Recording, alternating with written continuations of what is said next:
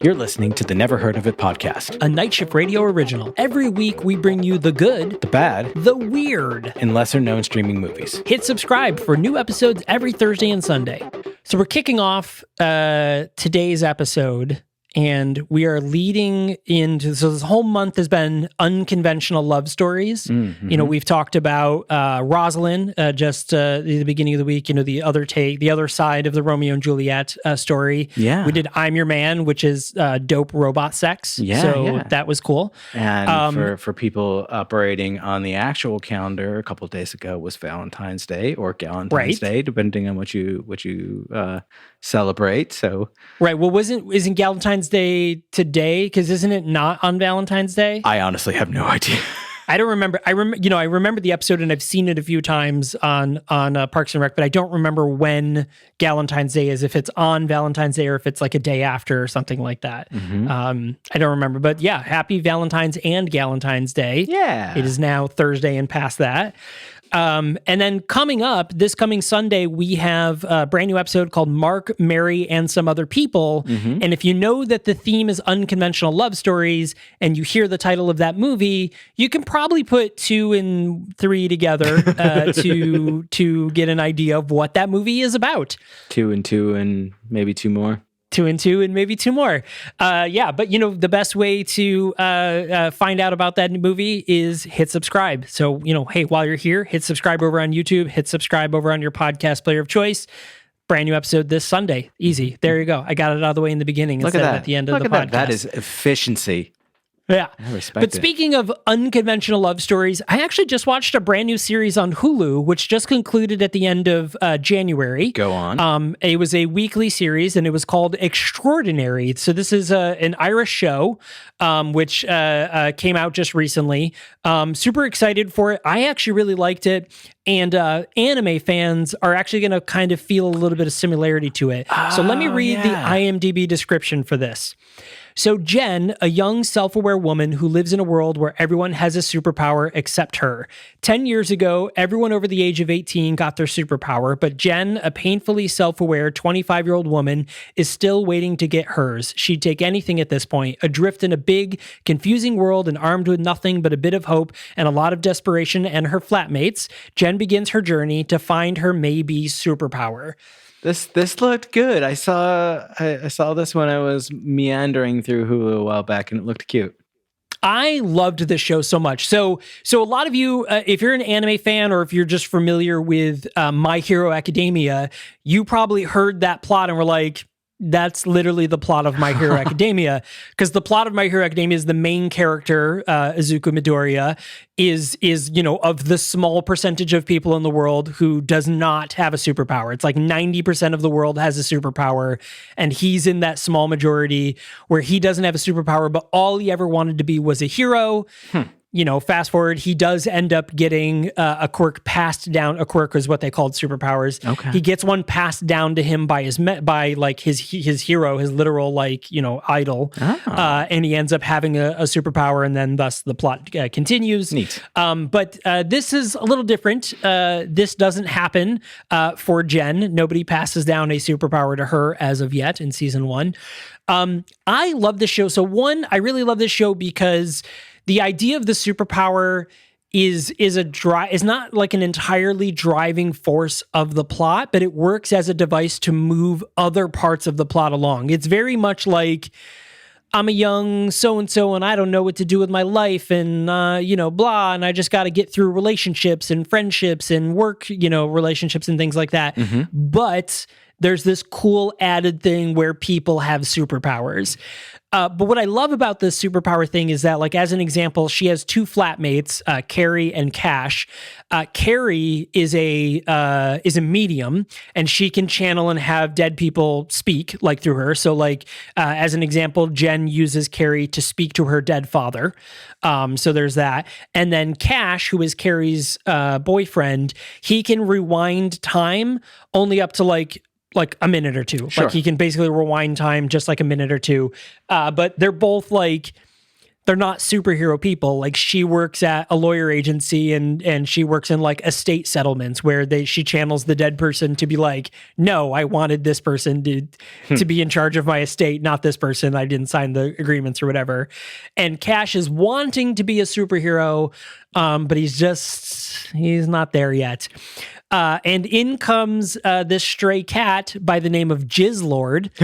They named the cat Jizzlord, who, surprise, the cat is actually a person that can turn into a cat who got stuck as a cat. And now they turned back into a human, and he's like, I don't know how to human. And so they have to like reteach him how to be a human because he's been a cat for years now. That's amazing. It is pretty interesting. So, the main character of this is Jen, and the person's name is Muriad Tyres. I had to actually look this one up because it's a very Irish spelt name, so I wasn't sure. They're never pronounced like you think they are. I mean, right, like Saoirse Ronan, Siobhan, like all of those, like they're not how you would think. Celtic, like Irish, Welsh, like names from that region that are never pronounced like you think they should. Love them. Like, they will never stop giving me trouble, but I love them nonetheless. But they bring me great joy as well. Yeah.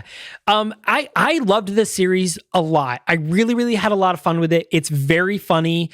Obviously it was meant for a broadcast TV. There's like commercial breaks where it like fades to black and then it comes back and they kind of react to the last like 30 seconds. Mm-hmm. So I'm sure it aired on BBC or something over in the UK originally, but then eventually made its way to streaming. But I was a really, really big fan of the show. I loved all of the characters. I think the plot was amazing.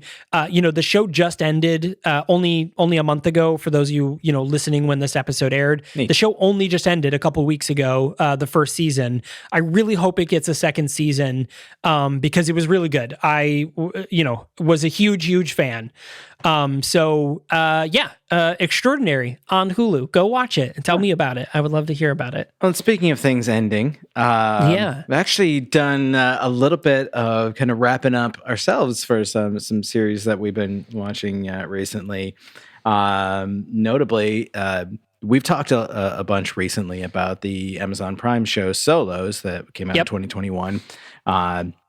We finally got around to watching the last episode of that because it was one of those where, like, as you recall, like the first few episodes were very heavy hitting. So like we decided like no more than one of these a night. And then like we started watching other things. So like it kept getting put off. We finally watched the last episode, the one that actually stars Morgan Freeman as more than just the narrator. And I gotta say, it was really, like, it was interesting how they tried to tie all of the episodes together through this one person's story. But I was disappointed at how not well they did it.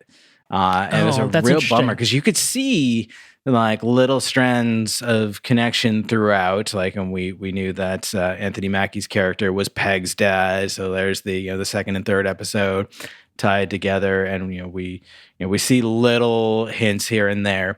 It turns out that all of this is related to actions performed by Morgan Freeman's character prior to the events of his episode, but it was really kind of left in the air, like how and to what extent what we saw was from his involvement. And also the second to last episode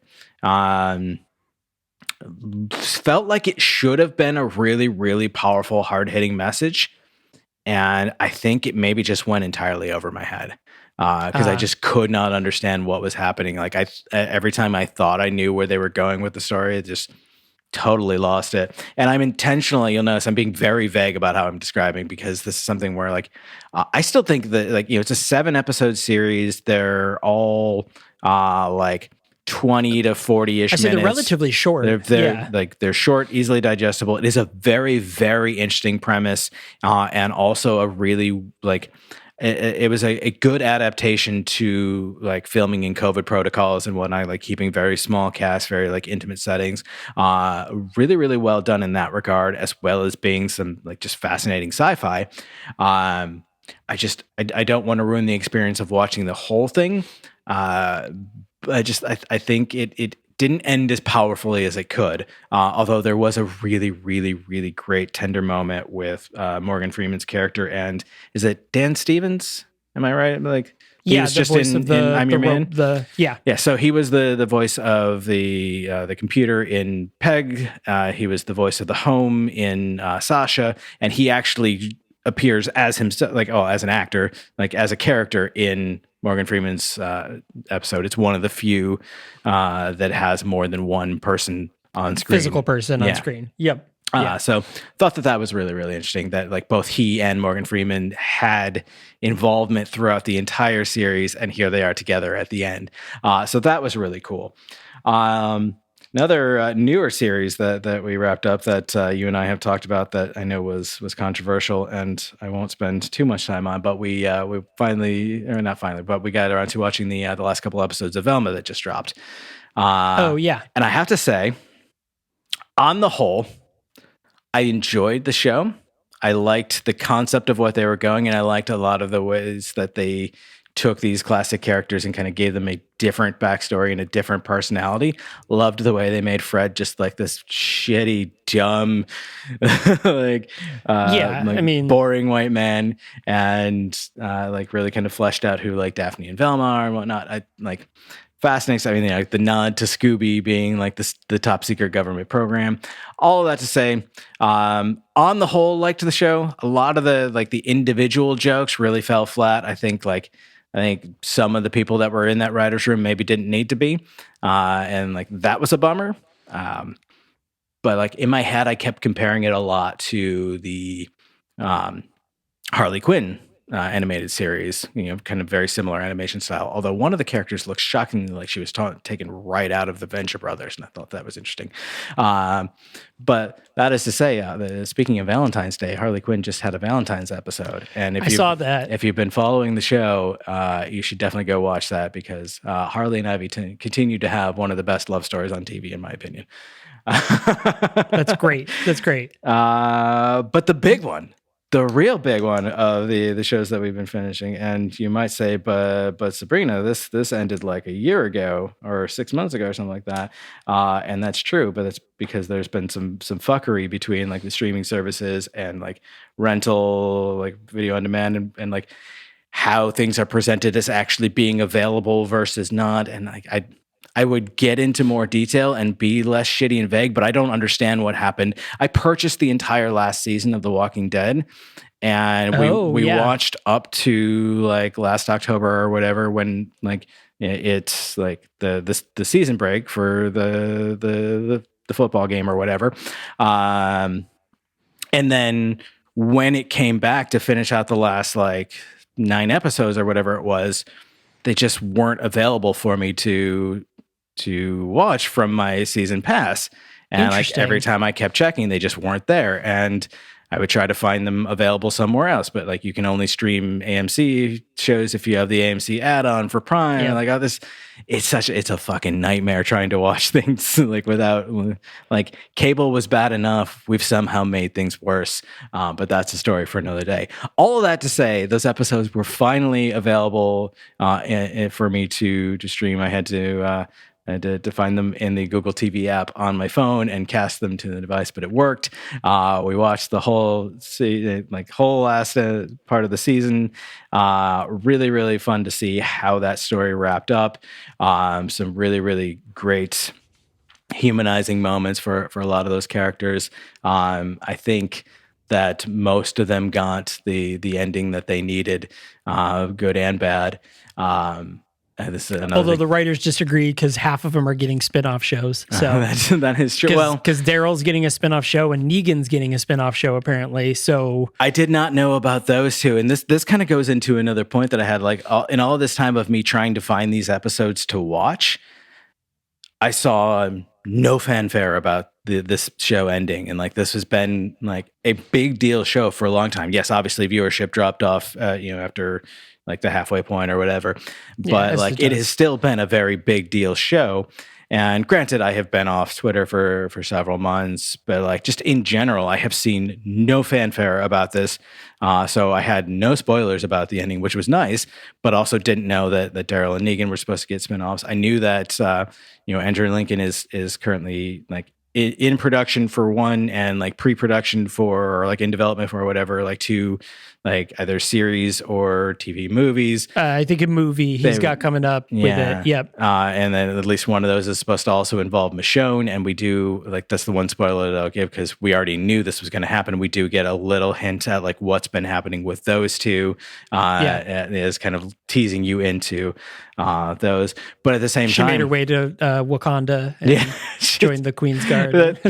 There was a moment where like somebody is like, Michonne can take care of herself. I was like, she's a fucking royal guard of Wakanda. Of course she can take care of herself. Of course she can care. You get it, Okoye? She's great. But that is to say, like, there were two other spin-off shows that have already been going that I didn't know had recent seasons because I've been hearing nothing about this franchise, and that's been bumming me. But Fear the Walking Dead, which we've been following since season 1 and enjoying as well, turns out that's actually just streaming on Hulu. So I'm really stoked to go to watch the whole most recent season of that.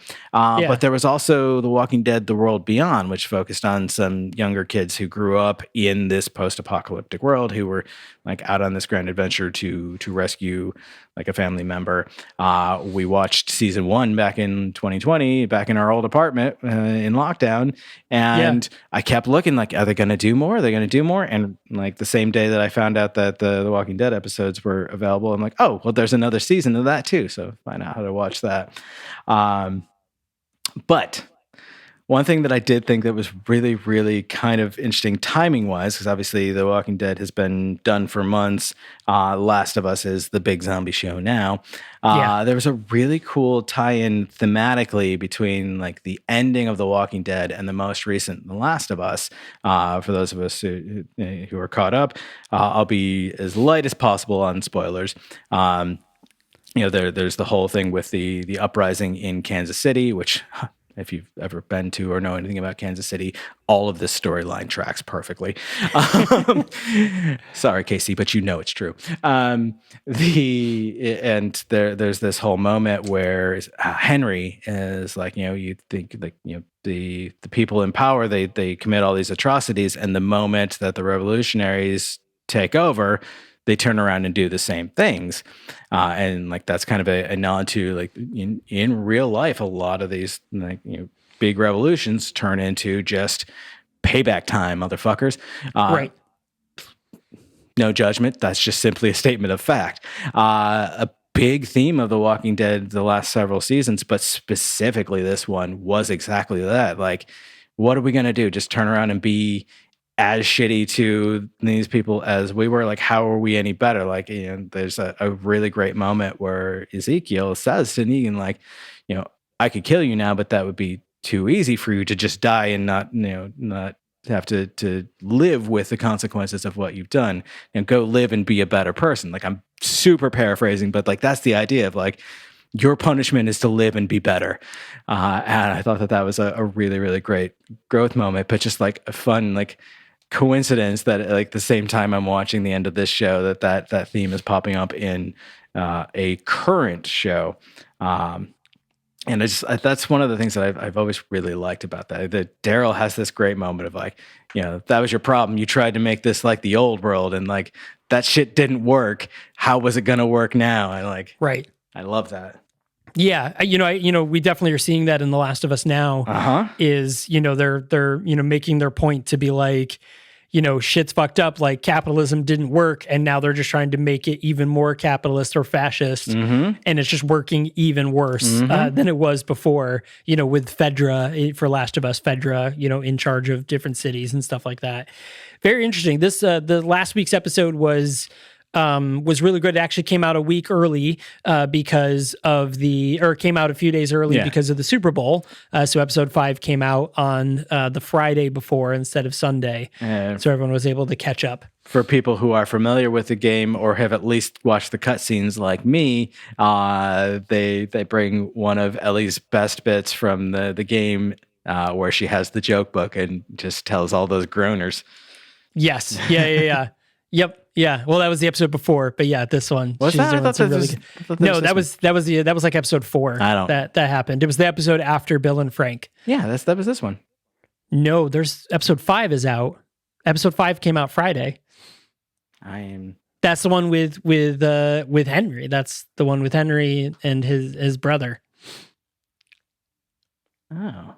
Well, I'm caught up, but like I thought that was episode 4 that I just watched. Yeah, no, that was the one when they're driving for the first time. Yep. Endure and Survive was episode 5.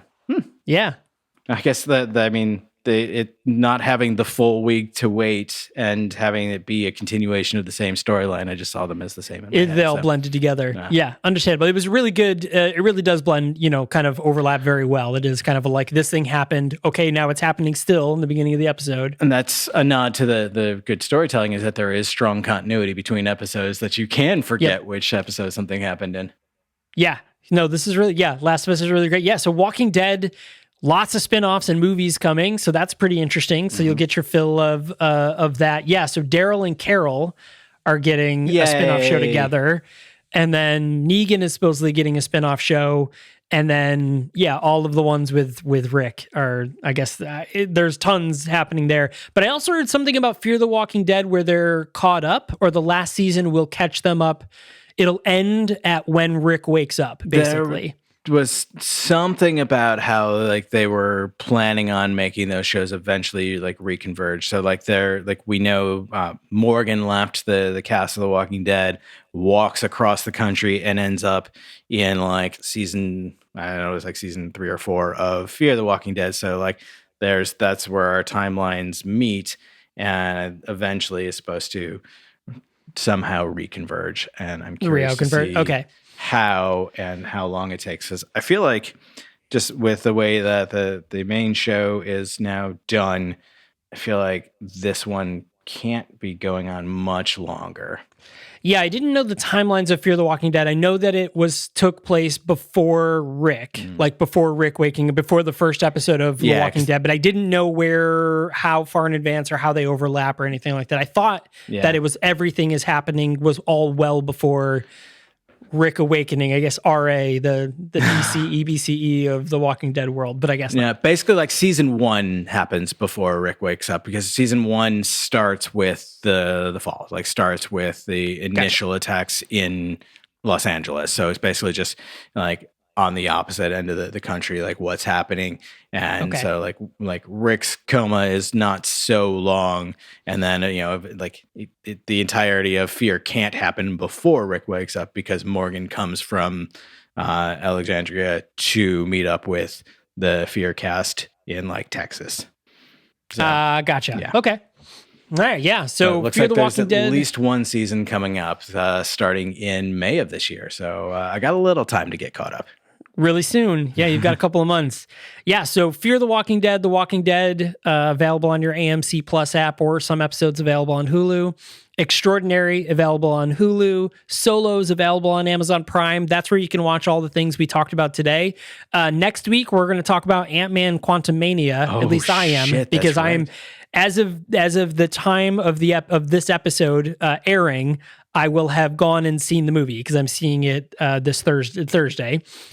So that following week, I will have seen Quantumania. Whether you've seen it or not, I won't spoil it, but I'm going to talk about it. I'm gonna try.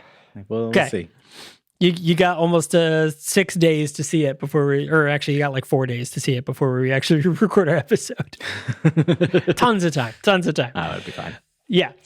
Hey, so thanks a lot for watching, everyone. If you're over on YouTube, hit that subscribe button. We have brand new episodes on YouTube every Thursday. But if you're listening on your podcast player of choice, we have brand new episodes every Thursday and Sunday. So hitting subscribe is the best way to find out when all those episodes air. Again, we have a brand new episode this Sunday where we review the movie Mark, Mary, and Some Other People, which is streaming on Hulu in America as of recording this episode. So that's where you can watch the movies if you're the type of person that watches the movies before we review them. That's how you can do it. It's easy peasy. And then, of course, leave a rating and review for our show if you are able to and so inclined. It helps us immensely. It's like one of the biggest things you could do aside from telling 100,000 people. I mean, which we know that's the least you can do. But like anything more, like liking and subscribing and leaving a rating and review. We appreciate it. Yeah, like the telling 100,000 people is the equivalent of like tipping 10%. Like it's the minimum where it's like, you're not a bad person, but we want that 20%. That's where really, that's where you want to live in that 20% where people are like, that was a good person. Good job. Or 12% because they took too long and gave you decaf. You will get that joke if you watch next week's film. There you go. That's easy. All right. Thanks a lot for joining us, everyone. And we will see you on Sunday.